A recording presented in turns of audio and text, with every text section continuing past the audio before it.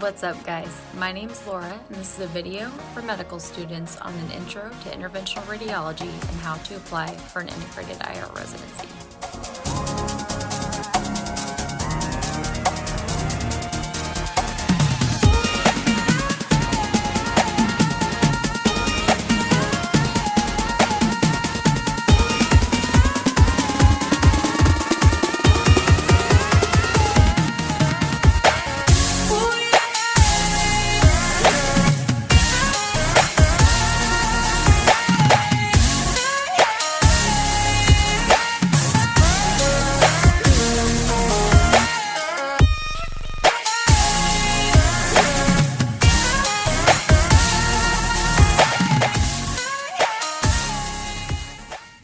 Okay guys, let's dive right in. We're going to cover what is an interventional radiologist and how do you become one, how IR is different from other procedural specialties, how to gain experience and become a competitive applicant during med school, and also some resources to learn more.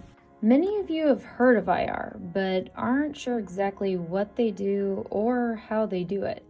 IRs are radiologists who use image guidance to perform minimally invasive procedures, and they do this to both diagnose and treat disease in practically every single organ system. I'm talking head to toe.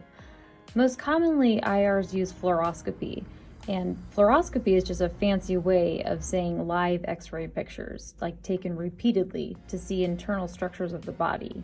We also use ultrasound and CT scanners. That being said, IRs can do big-time procedures with only a tiny incision made in the skin.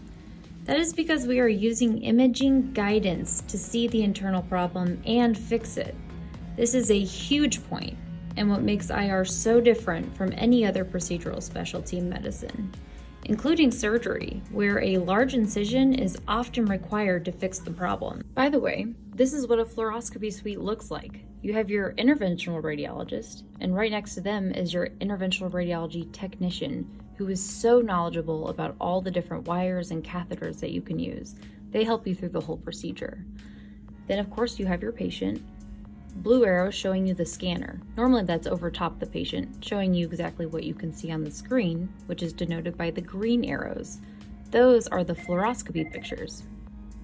I wish I could tell you all of the amazing procedures IRs do. Unfortunately, that would be way longer than this intended to be short video. So just briefly going to talk about a few of the major things IRs can do. For one, if you like neuro, IRs take care of people who come in with stroke. They go in, find the clot, and bust it up. In general, IRs use the vascular system like a plumber uses pipes to navigate to an area of pathology and perform an intervention. Using large upper extremity vessels, they can navigate to an AVM in the lung and shut down that tangled mess of vessels. By using a large artery in the groin, we can find a specific vessel feeding a liver tumor and selectively seed chemotherapy to its arterial supply. This is called a transarterial chemoembolization, or TACE. Importantly, this avoids all of the terrible side effects of systemic chemotherapy. Using that same idea, radioactive beads can be seeded to the tumor to provide localized radiation. In the GI tract, IRs use mesenteric vessels to stop GI bleeds. And if you're interested in the GU system, IRs can literally freeze off a renal cell carcinoma. They can also treat an obstructive urinary collecting system, uterine fibroids, prostate hyperplasia, and so much more. Now that you've had a taste of what interventional radiologists can do, let's talk about how you can become one. There are 3 different residency pathways to become an interventional radiologist out of med school. All in common, they have an internship year, and that is just your first year being a doctor. A lot of people doing IR will end up doing it in general surgery, and they all have diagnostic years, where you're just learning how to read films instead of do procedures. The first and most direct route is the integrated IR residency, and it is 6 years in total. And let me remind you, if that seems long, diagnostic radiology residency is 5 years, 1 internship year, and then 4 years of radiology to follow. Back to our training pathways, the next route is early specialization in IR. This is for people who maybe didn't know they wanted to do IR, but found it later on when they were matched into a radiology residency. The third, but not least, is the independent IR residency. You essentially do a diagnostic residency and then apply to do IR after it. It tacks on 1 extra year. This table is from the Society of Interventional Radiology, summing up what I just talked about. Let's talk program numbers and match statistics. In 2019, there were only 156 integrated IR residency spots, but that number grows every day, and that also does not reflect the number of ESIR and independent spots available. If you want to learn about the average step score or other application-related statistics, visit this website. It's called the National Residency Match Program, or nrmp.org. It gives all the match data from the past several years and is a great tool going into interview season.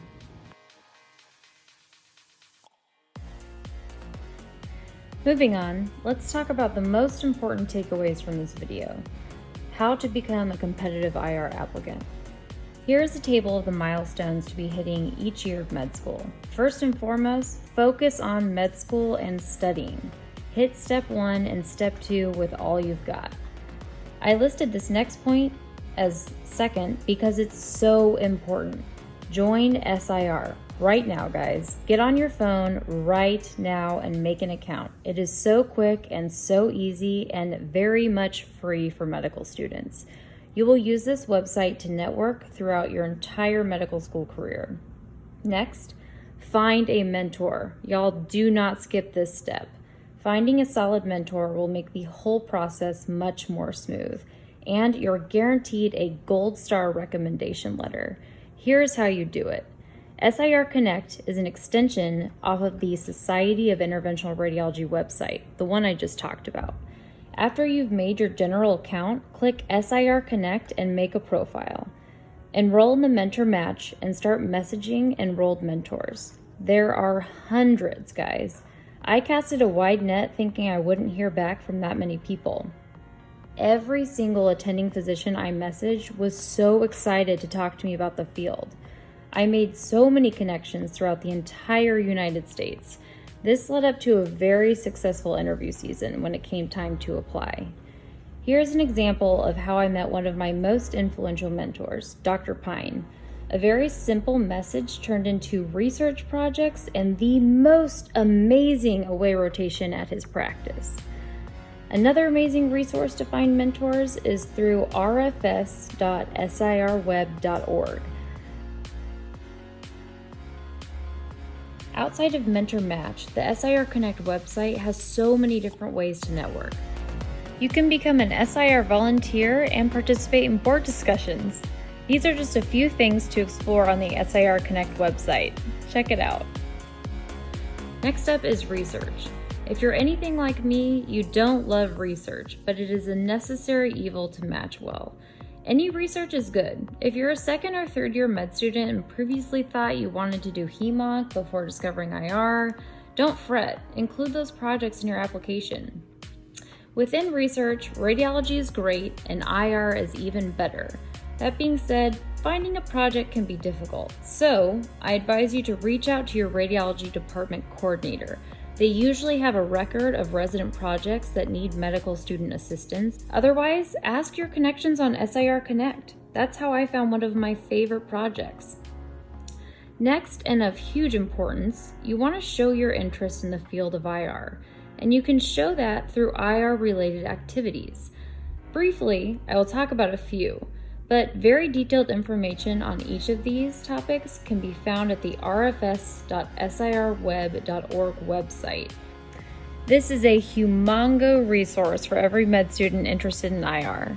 There are instructions on how to find research projects, mentors, create an interest group, an IR symposium, information on away rotations. You name it, you can find the answer here. So speaking of interest groups, if there is already one at your med school, get involved. If your school does not have one, make one. Best first steps will be to contact your med student main coordinator to figure out how to build a new interest group. Once you've established one, register it on the RFS website. Next activity, Hold a symposium at your med school. This sounds intimidating, but with the proper planning and support, you can do it. It is also a great way to establish connections with IRs at your hospital. If you are short on resources, here's a step-by-step video on how to make ultrasound phantoms to practice biopsy or drain placement. You can have hands-on sessions like this at a regular interest group meeting or a full-blown symposium. We're almost done. Another great addition to your experiences is to hold a leadership position in the RFS Council. It's as easy as just applying on the website. Med students run this show, guys. They coordinate and do so much for SIR, including at the annual meeting.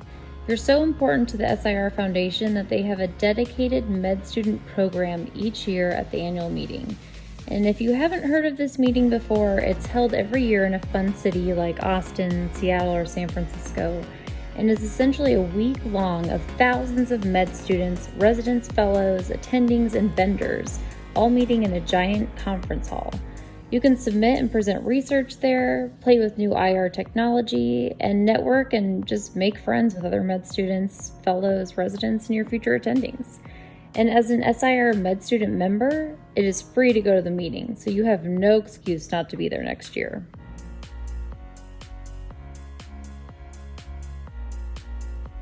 Information and advice can be found on the SIR Connect and RFS websites, but another great way is to just ask older med students and residents who have been through the process.